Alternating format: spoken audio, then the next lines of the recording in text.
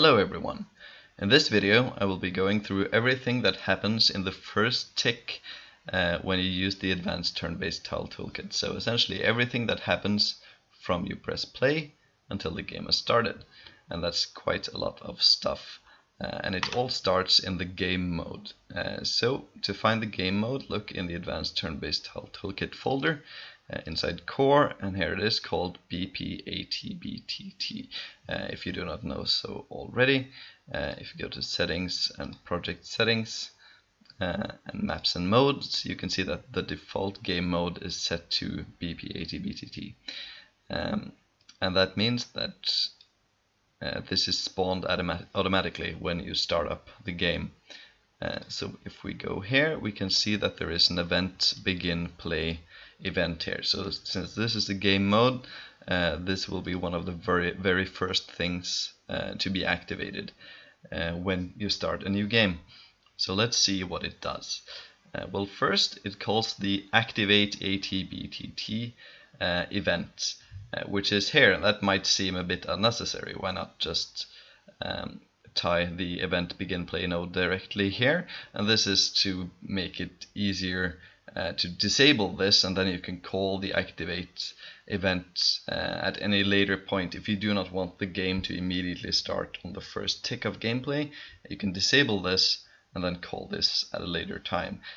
But by default this will be running at the very start of the game.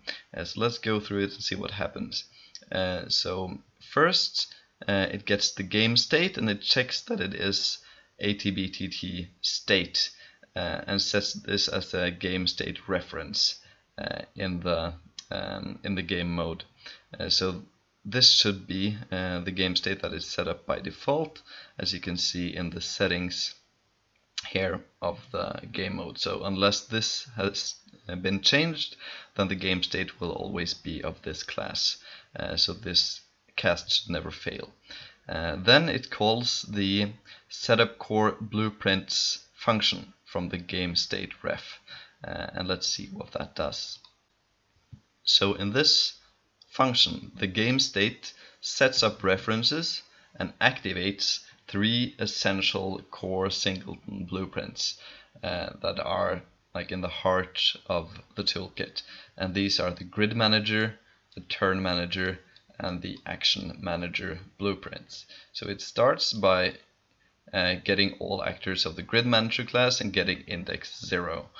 So this toolkit is made with the assumption that you only have one grid manager placed in the game, so this should get the only grid manager that you have and sets up that reference here. Then it spawns a turn manager blueprint and sets up a reference, and then runs the initialize function on the turn manager. We'll get into that in a second.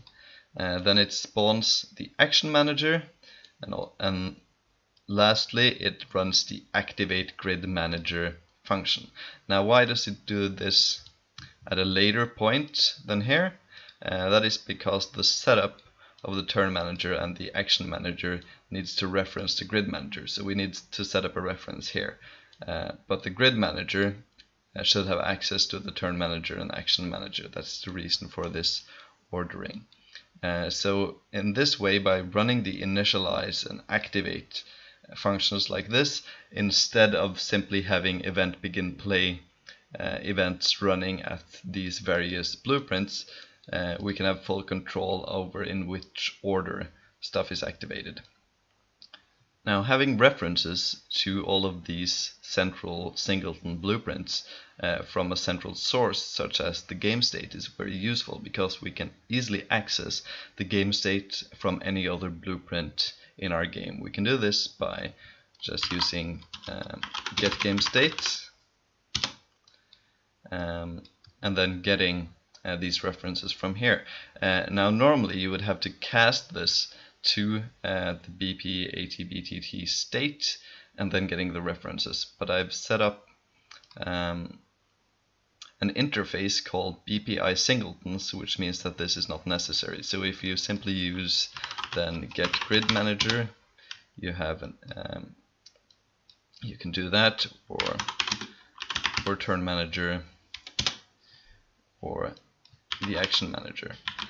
You can do that without having to cast the game state, and you can do this from any blueprint. Of course, you wouldn't want to do this from within the game state itself because you already have access to it, but this way you don't need to set up hard references to them or do any casting, so it's more efficient and easier to work with.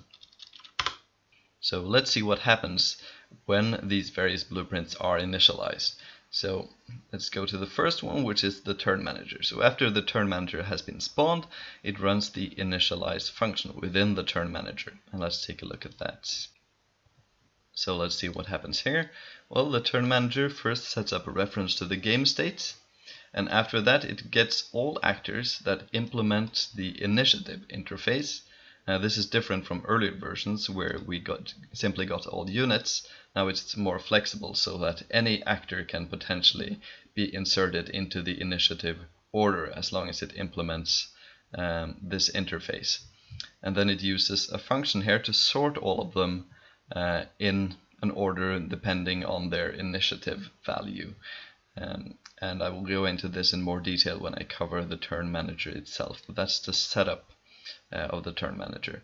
Then going back to the game state, the next blueprint that is spawned is then the action manager, and the action manager does not have an initialize function because it does not need to set anything up at the start of the game. It is simply called when needed. Lastly, we activate the grid manager.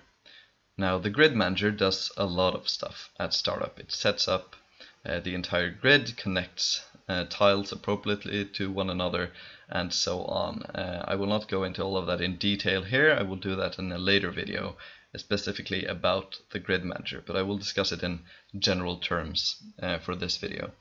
So first it sets up references to the game state and the turn manager. Now why does it set up hard references like that instead of simply getting them as I showed earlier? Well, this is because the grid manager makes such heavy use of the game state and the turn manager, and sometimes multiple times in a single tick, that having hard references becomes more efficient. Then it sets up grid collision. So this is simply how the grid manager blocks various trace channels. Then it sees whether or not it has already pre-generated the gameplay grids, so whether or not these functions have already been run in the construction script, which is an option for the grid manager. Generally this will be false, and it will then first create the grid locations, so basically create all the arrays that holds the location of each individual tile of the grid. Then it generates the grid edges, so this means which tiles are connected to each other, so which tiles can be moved between and what is the movement cost for moving between two tiles. Then the grid manager calls the make big unit array function, which is to set up our grid so that it works with big units that take up multiple tiles. If we have no such units and by default this is disabled, this does nothing. Here's another optional function that is by default not called. This makes a simple costs map, which is a simpler version of the edge array, where instead of having individual costs, movement costs for every potential edge between two tiles, each tile instead have a single cost just for that tile. So an entire tile can be impassable, or the entire tile has a cost of 2, and so on. This is a simpler way to use walkability, difficult terrain, and so on if your game does not need specific costs for each direction within a tile. This is also something I will cover in a later video. Then it adds viewport units to grid units array. So it basically finds all the units that have been placed on the grid before we started the games, and it adds it to the grid units array, which holds references to all of these units. Lastly, it marks a bool to true to make it clear to all other blueprints that the grid setup is now done, which is something that is used by other blueprints, which we're going to see later. So that is the end of the grid manager setup, and after that, if we go back to the game state, we can see that we simply return here. So we can go back to the game mode, after the core blueprints have been set up, we then want to activate the player controller. Now this looks a bit complicated, but this is simply set up so that if we did not activate the game mode immediately at the start of the game, then we have this set of controllers of players that have joined our game that are waiting to be activated until the core blueprints have been activated. So we check, okay, are there any players that are waiting to have their player controllers activated? If so, then we run the client setup for these player controllers. Now this will not be the case if you have run this at the start of the game, so we can ignore this in that case. Then we have a small delay for a couple of ticks, so this is to wait for other begin play events for blueprints that are placed in our world or that are spawned during the first tick of gameplay, to make sure all of those are set up correctly. And then we set this value in the game state ref to turn-based combat. So the signal that setup is done and we are ready to commence with the turn-based combat mode, which is the main active play mode of this toolkit. So if the player controllers are not set up here, where are they set up? Then we can look down here on post login. So this is an event that is called whenever a client first logs into the game. And on post login, you can see that first it checks, okay, is the game state reference valid yet? So if it is not valid, we don't want to activate the player controller for this player yet. So we delay until this is no longer true. So in this case, that the game state is valid. When the game state is valid, then we get a reference to the grid manager from the game state, and we check, is this valid? And if it is, then we want to check, is the grid setup done? The boolean that we saw is set earlier when the grid manager activated. So if this is not true, the grid setup is not done, then we add it to the waiting controller, so what we saw here earlier. If the grid setup is done, then we want to activate that player's player controller. So let's see what happens there. So in the client setup event in the player controller ATBTT, the first thing we see is that we are waiting until this begin play done boolean is true. So where is this set? This is set in the event begin play event of the player controller. So let's start there, because this does not continue until this is set up. So what happens here? In event begin play, we get the controlled pawn, and by default this is going to be the grid camera. So BP grid camera is a pawn type blueprint which is set as the default. If we see in the class defaults of the game mode, we see here that let's see, the default pawn is BP grid camera. So this should have spawned then already. So this should then, unless that has changed, this should return true, and the setup is called for the grid camera. In the grid camera setup, we first get the game state and find the turn manager.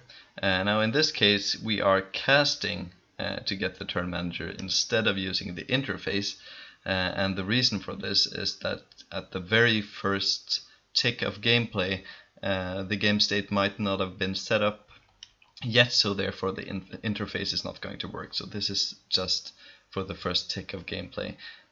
That's why we're casting in this case. We're waiting until we have a valid reference for the turn manager.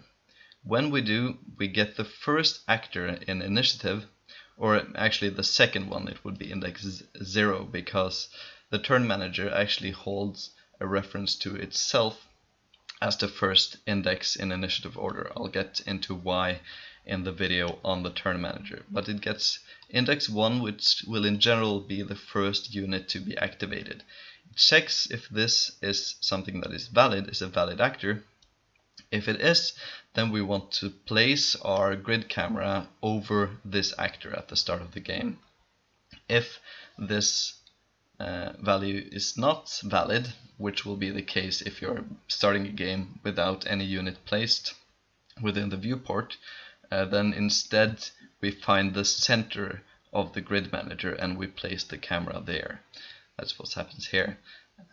So after this is done, then we want to notify the server that this player, which can be controlled by any of the clients, we want to notify the server that this client is ready, because the controlled pawn by the client is generally the last thing to happen after the client has joined, which means it's a good signal for when the player is actually ready for the game to begin. Then it runs the server notify player ready event. It checks if the turn manager is valid. If it does, then it gets the player controller and passes a reference to the turn manager of this of the controller that this client is controlling, so that the turn manager is notified that this particular player is ready to begin the game. So following this notification, there is a slight delay in the grid camera, at which point it sets up some stuff specific to the grid camera. So to describe this very briefly, it sets up and updates platform translucency. So this is if you're using platforms that become semi-transparent when you're zoomed into a certain distance.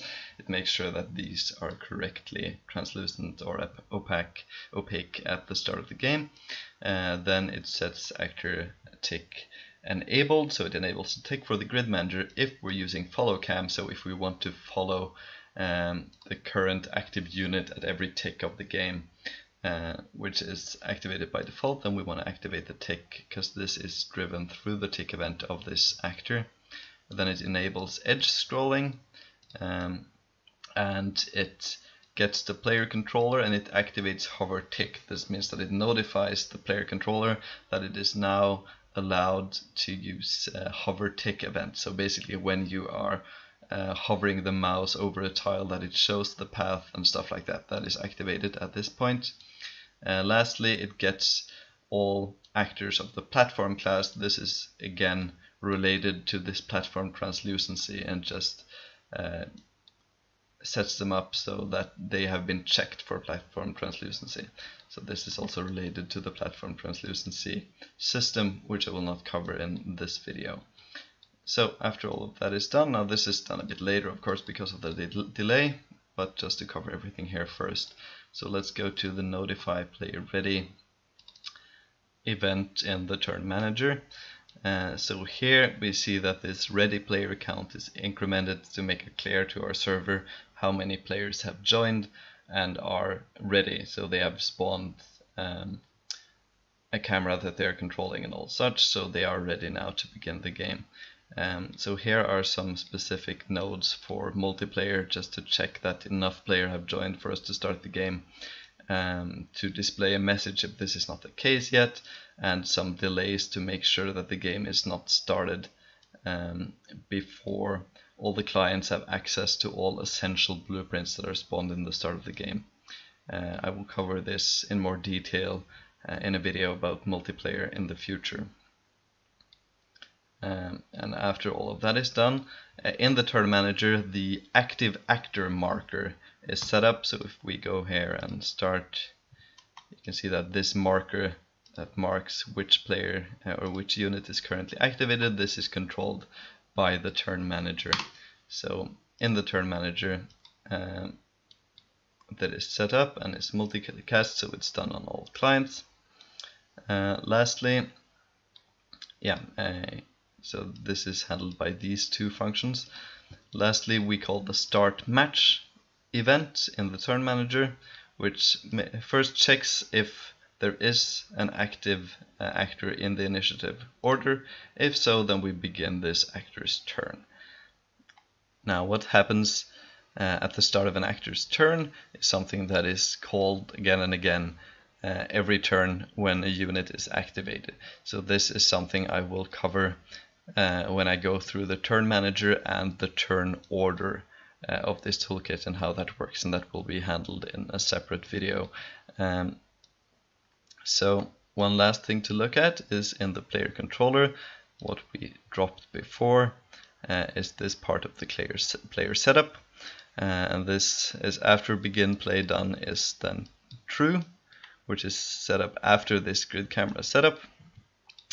Then we get the grid manager. We want to complete the setup of the grid manager now called from the controller. So this is just a function that realigns and attach all units to the grid. So this is to get around how in this toolkit I've set up this custom grid snapping so that the unit snaps to the closest tile. Now how I've set this up is that the unit is actually still in this place here, and it's just the mesh that is popping onto the center of the tile.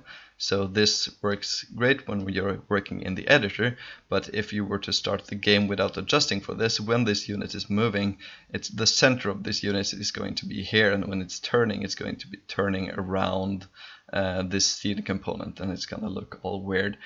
So that is why in the grid manager this is called then for all clients to make sure that all units are realigned and attached appropriately to the grid manager. Following this, we call the server find units event. Now this is an event just up here that goes through all the units that are placed in the game beforehand and checks their default owner.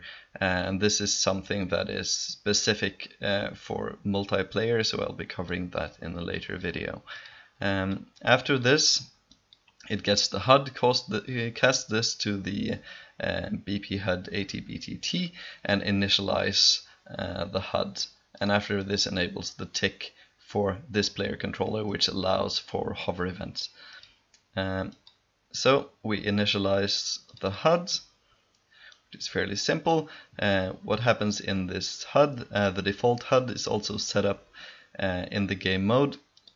So we create this ATBTT widget blueprint and we add it to the viewport. So this is the widget that displays the end turn button, and it displays the message when one of the players has won the game and so on. So that will be it for this explanation video of how the grid manager starts up, the stuff that happens in the first tick of gameplay.